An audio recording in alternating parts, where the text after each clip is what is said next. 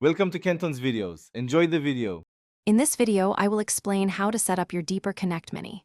First, connect one Ethernet cable from your router's LAN port to the Mini's WAN port. Next, connect a second Ethernet cable from the Mini's LAN port to your computer or primary device.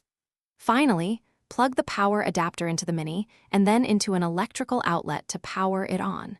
This ensures your device is physically ready for configuration. Once powered on, open a web browser on your connected device. Type the default IP address, usually 11.22.33.44, into the address bar. This will take you to the Deeper Connect Mini dashboard. Log in using the default credentials, typically admin for both the username and password. Remember to change these default credentials immediately for enhanced security. Now you will choose your network operating mode.